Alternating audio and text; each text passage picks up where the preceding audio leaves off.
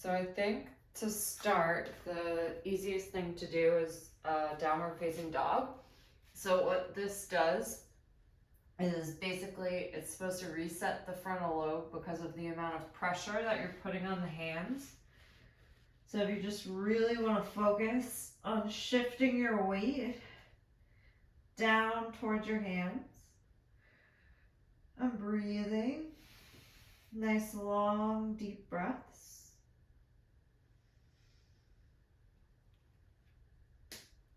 And hold here and start out just about 10 deep breaths, and over time you can work this up to about 2 minutes.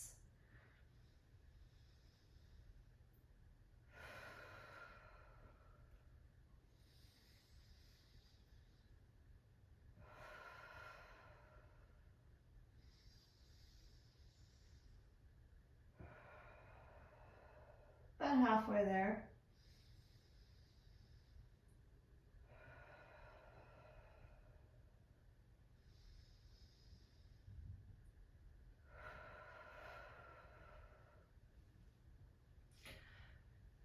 As you get a little bit more comfortable, you can use this position also to do donkey kicks.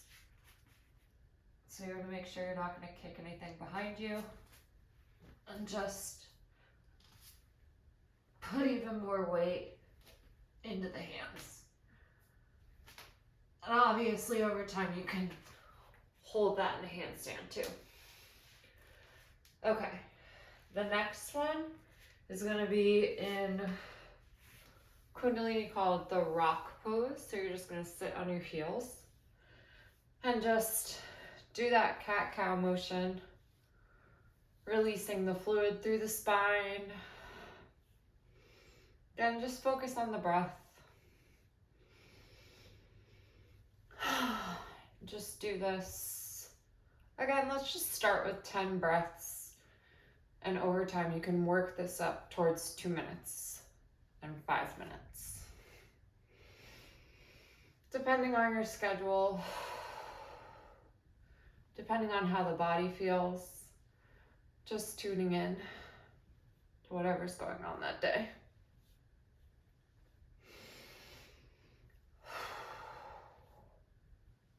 Good. So now that that's all warmed up, we're going to do a really big one, because a lot of the serotonin and everything that we're focusing on is actually stored in the gut. And so we're going to activate that first without any breath, just moving the stomach in and out. And just kind of getting used to, it's hard to talk and do this, what that feels like in the diaphragm and in the pelvic floor. And you'll notice you can add little things as you go. So when you first start, all you might do is just that flapping motion, which is great. You're still stimulating the nervous system, you're stimulating the chemicals, you're stimulating the digestive tract, and you're getting all of that good stuff surrounding inside of your body, which is where you want it to go. And then you can start lifting up as you flap the belly. And then the last piece you're going to add is actually the breath. And it's breath of fire. So it'll eventually come through the nose. To start, some people really like to do the panting breath. It helps a lot to learn it.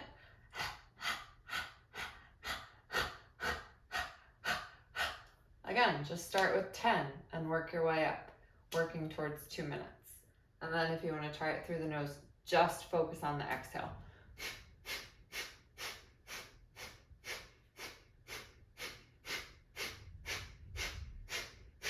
Good. So that is going to be a breath that you can work on extending. And then we'll come into alternate nostril breathing, which is a great way just to make everything kind of come back to center. You'll notice that throughout the day, one nostril gets a little bit more dominant than the other. The thinking is that when the right nostril gets a little bit more clogged, we can start to get a little bit more lethargic. And when the left nostril gets a little bit more clogged, we can maybe wake up a little bit more. So you can actually target either side of the nose and just do your preferred access point, whatever you're wanting, like energy or sleep. But what's really nice is to rotate back and forth. So what you're gonna do, you're gonna start out closing off the right nostril. Breathe in through the left, close off the left. Breathe out through the right. Breathe in right.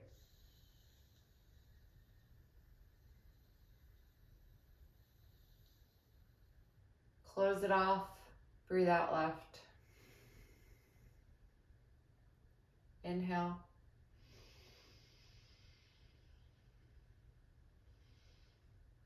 And exhale.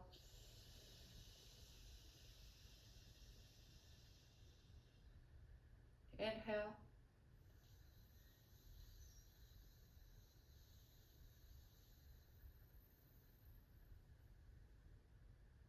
And exhale. Good. And then whenever you're ready to be done, just notice what the breath feels like through both nostrils. Good.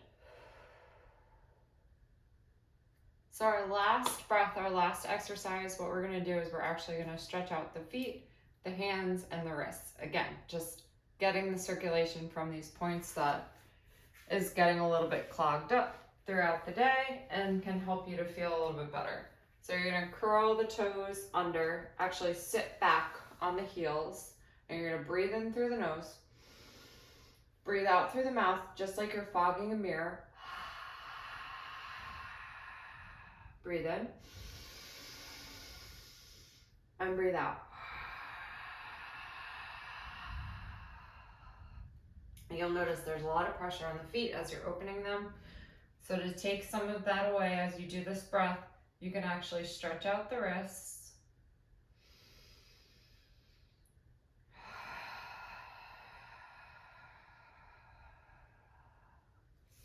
In all the directions.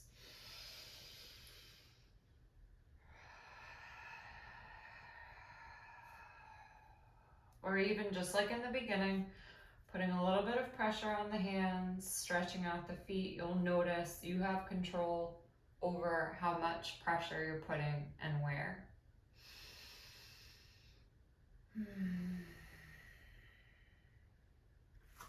And there you go.